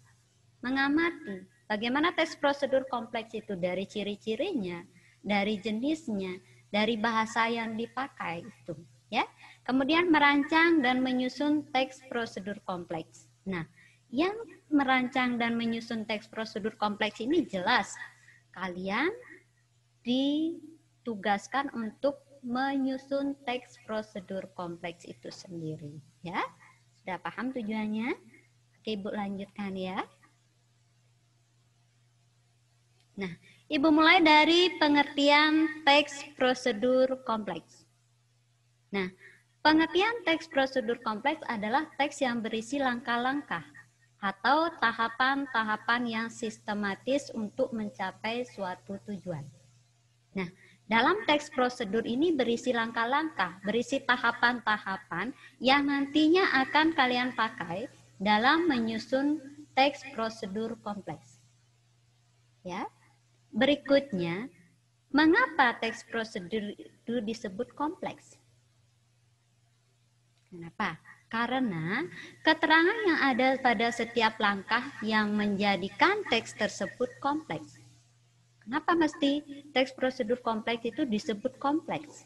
Karena di dalam teks prosedur kompleks itu ada langkah-langkah untuk menjadikan atau untuk menyusun menjadikan teks.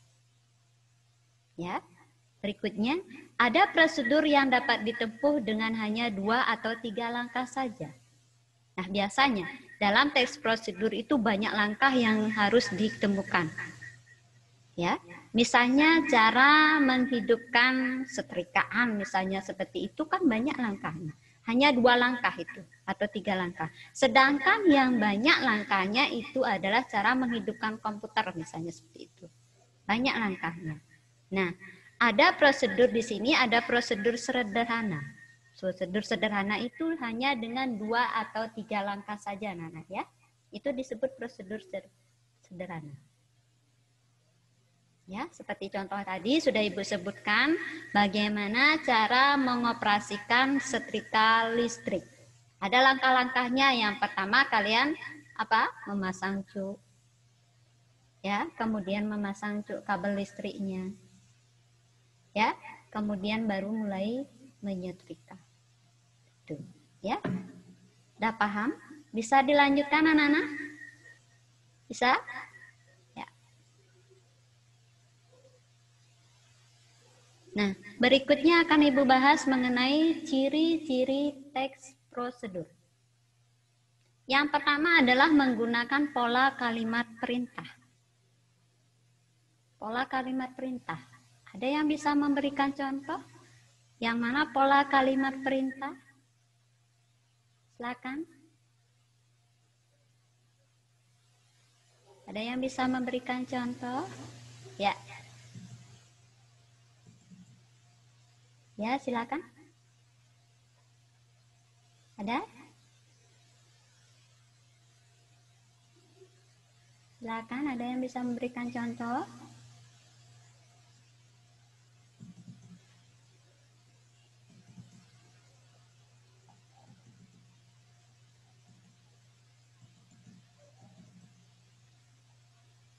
Ya, silakan. Siapa ya ini? Desa. 10 Ambillah. 7. Ya, silakan. Ya. Desa, silakan. Contohnya yaitu ambillah, letakkan, masukkan. Ya, ambillah, letakkan, kemudian masukkan. Oke, bagus sekali untuk desa 11 sampai 7 ya. Tolong di-unmute kembali ya. Ya. Oke, itu menggunakan pola kalimat perintah. Misalnya yang pertama, kalian contoh sederhana teks prosedur kompleks yaitu cara membuat pisang goreng. Ya, yang pertama kupaslah pisang, kupaslah kulit pisang. Ya, yang kedua potonglah. Nah, pasti ada lahnya. Di sanalah yang mencirikan bahwa teks prosedur kompleks itu adalah menggunakan pola kalimat perintah. Ya, yang kedua menggunakan kata kerja aktif. Nah, siapa yang bisa memberikan contoh menggunakan kata kerja aktif?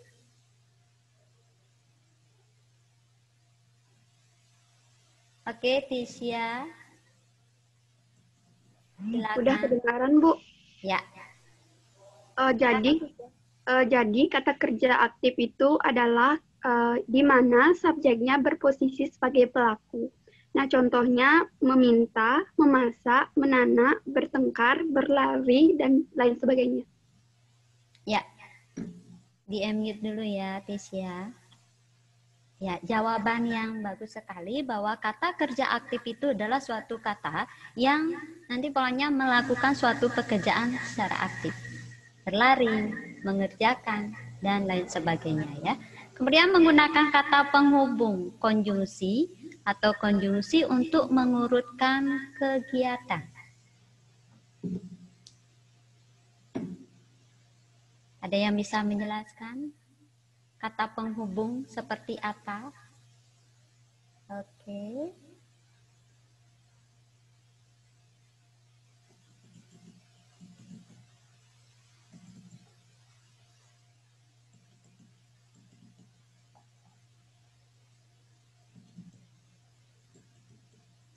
Yunika.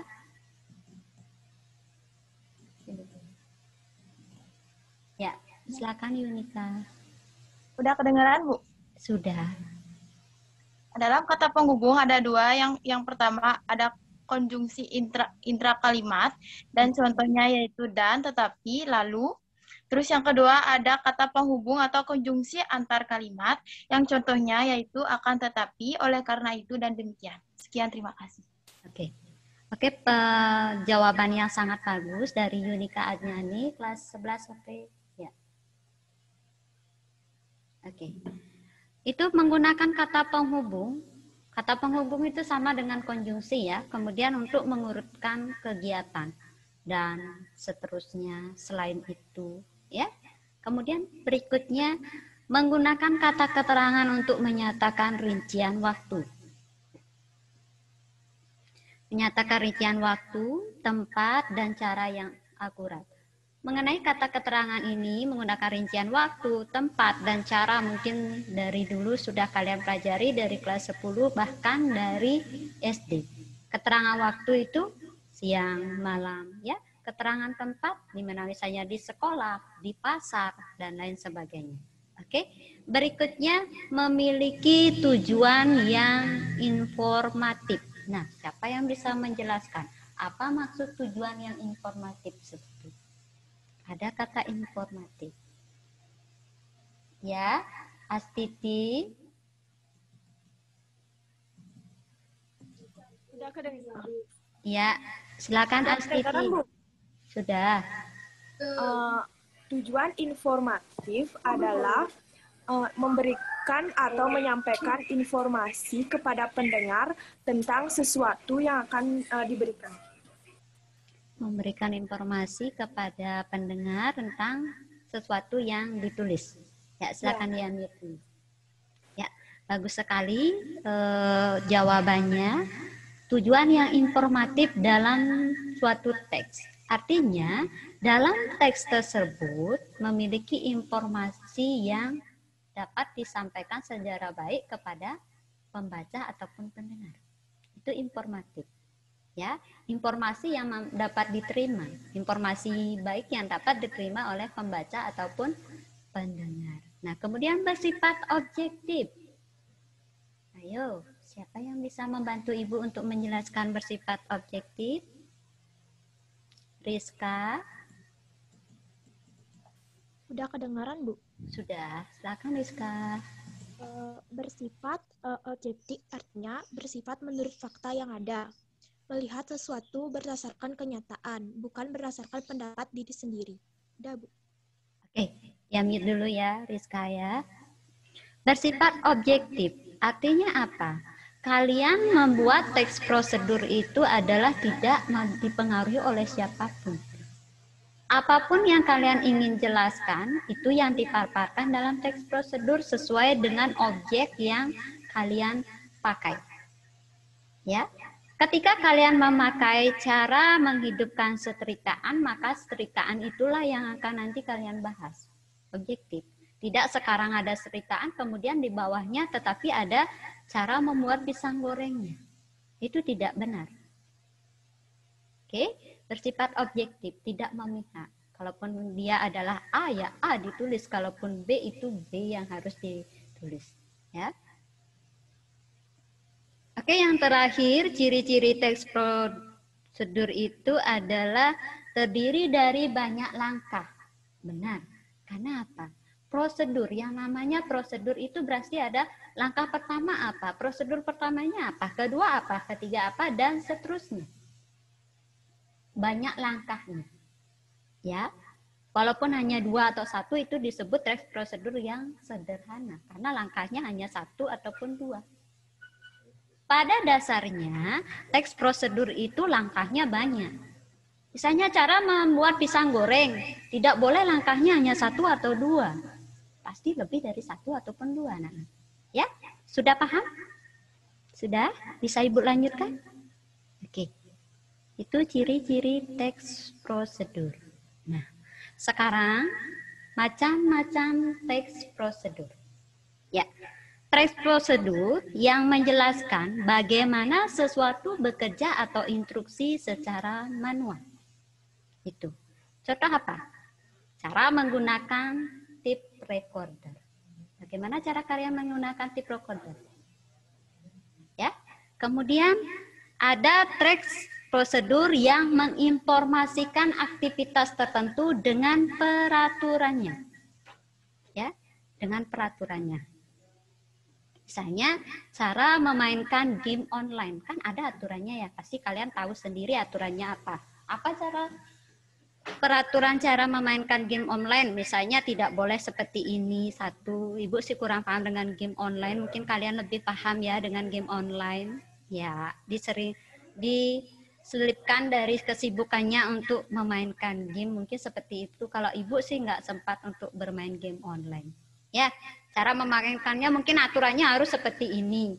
Ada musuhnya 1, misalnya, kemudian ada lawannya 1, misalnya seperti itu ya nak ya. Kemudian ada teks prosedur yang berhubungan dengan sifat atau kebiasaan manusia. Nah, teks prosedur yang berhubungan dengan sifat atau kebiasaan manusia ini biasanya berisi sifat atau kebiasaan manusia. Bagaimana cara menjadi orang sukses. Nah, mungkin untuk kalian lebih tepatnya bagaimana cara belajar dengan baik. Langkah-langkahnya apa? Yang pertama, fokuskan diri dulu. Saya seperti itu, ya. Itu adalah sifat atau kebiasaan manusia. Ya. Berbeda dengan teks prosedur yang menginformasikan aktivitas dengan peraturan. Kemudian secara industri, secara manual. Manual itu kan menggunakan, kalau misalnya secara manual, contohnya cara menggunakan tip recorder itu kalian harus memaparkannya. Langkah pertama apa? Dipencet dulu, cara menghidupkannya. Ya. Kedua, mencari salurannya apa. Misalnya seperti itu. Berbeda dengan nanti teks prosedur yang bersifat atau kebiasaan manusia. Bagaimana cara berolahraga yang baik? Itu ya. Nanti kalian akan Ibu ajarkan itu. Disimpan saja dulu nanti yang mana menurut kalian itu yang, oh ini yang saya pahami, itu nanti yang kalian pakai menyusun teks prosedur. Intinya di sini adalah hasilnya adalah teks prosedur yang baik, anak-anak ya. Paham? Paham? Ada yang ditanyakan dulu? Belum? Nah, nanti bertanya ya. Ibu lanjutkan dulu. Ya. Merancang pernyataan umum dan tahapan-tahapan. Jika melakukan suatu kegiatan, seseorang akan memikirkan langkah-langkah yang akan dilakukan untuk mencapai hasil yang baik. Itu. Nah, dalam suatu kalian kehidupan sehari-hari seketika kalian ingin melakukan suatu kegiatan, maka langkah-langkah itu perlu dipikirkan. Agar apa, anak-anak? Agar hasil yang kalian capai itu baik. Sudah. Oh, saya ingin membuat nasi goreng. Langkah-langkah apa dulu yang mesti saya siapkan? Masa membuat nasi goreng tetapi nasinya tidak ada? Itu tidak akan mencapai hasil. Siapkan dulu, ada nasinya, kemudian ada saus kecapnya, mungkin ada cabenya, bawangnya atau apa. Itu, kalian buat itu. Ya. Apapun kegiatan yang ingin kalian lakukan dalam kehidupan sehari-hari pasti ada langkah-langkahnya. Ya.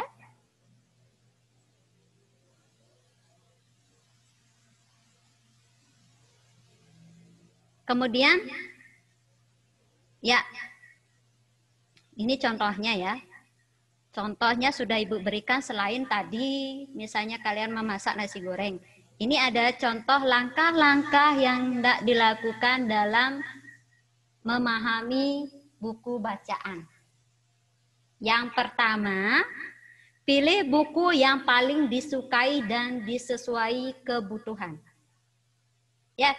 Kemudian mencari tempat yang nyaman untuk membaca buku.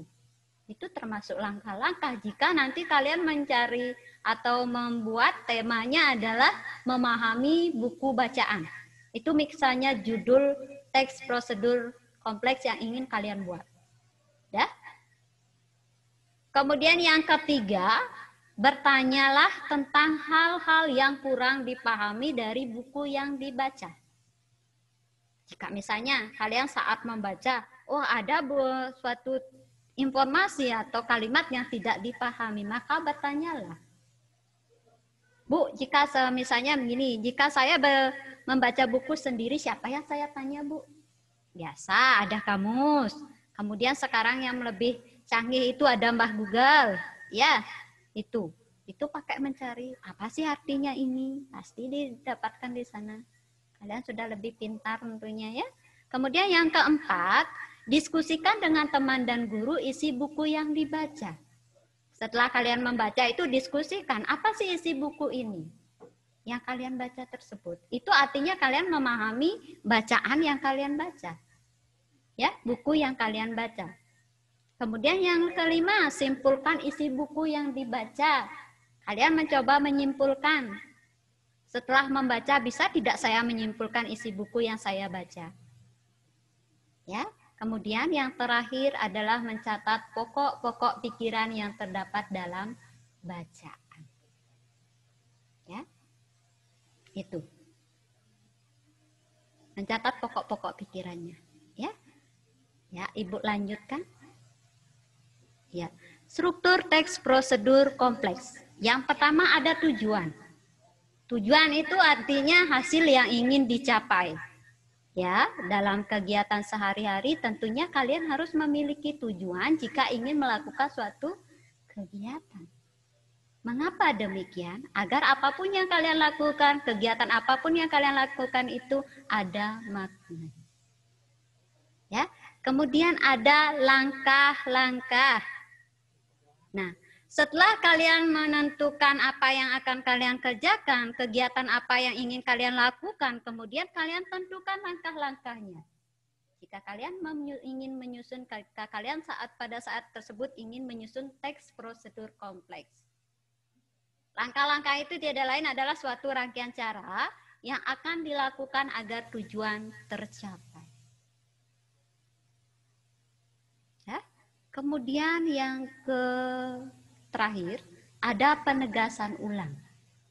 Penegasan ulang di sini adalah bagian yang berisi tentang pengulangan pernyataan yang digunakan untuk meyakinkan pembaca.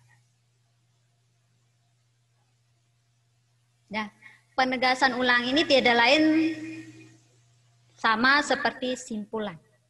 Apa sih simpulan dari buku yang kalian sudah baca?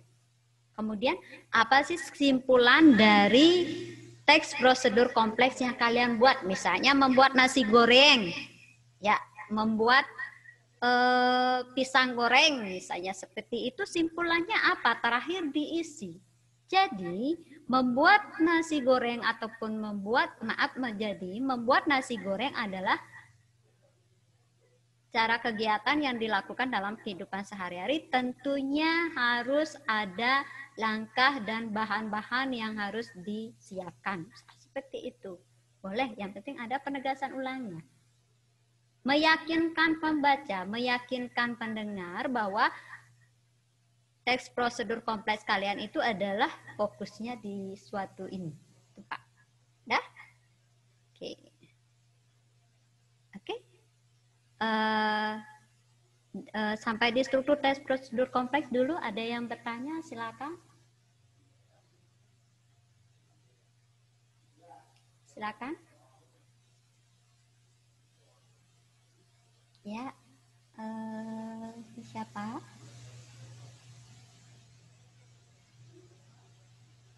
Ya. Rita Dewi Prayoga. Ada?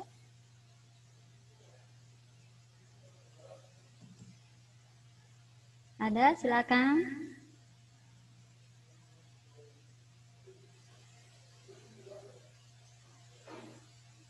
Oke. Dari pengertian dulu. Dari pengertian teks prosedur kompleks ada yang ditanyakan?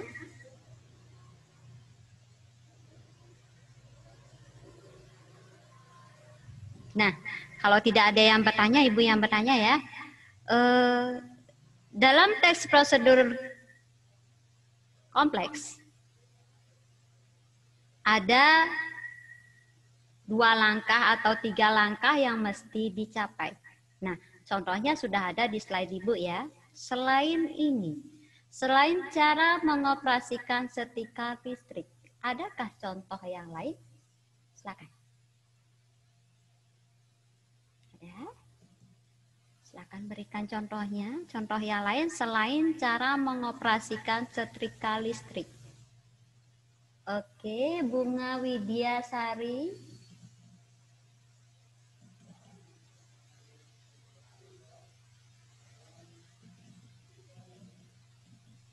Ya, silakan Bunga Widyasari. Ya, selain dari contoh cara mengoperasikan setrika listrik, ada juga contoh cara mengambil uang di ATM, Bu. Itu cara sederhana. Hah?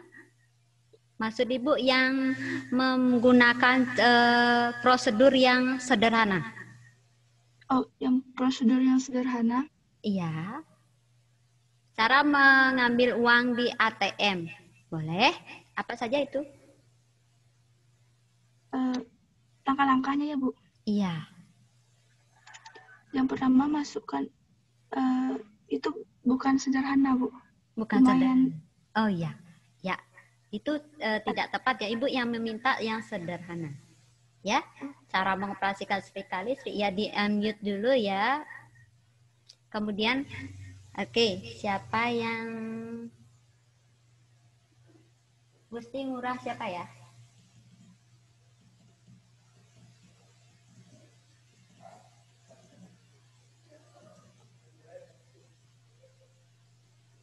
Silakan, Gusti Ngurah. Sudah kedengaran, Bu? Ya.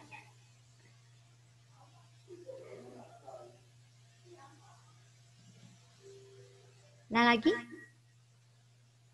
Putu Rani. Silakan. Sudah kedengaran, Bu? Sudah. Silakan. Cara mengoperasikan vacuum cleaner. Vacuum cleaner. Bisa dijelaskan sedikit? Yang pertama, sambungkan kabel pada colokan listrik, kemudian nyalakan tombol on untuk menghidupkan dan tombol on untuk menghidupkan, kemudian arahkan vacuum cleaner ke arah debu yang ingin dibersihkan. Kemudian untuk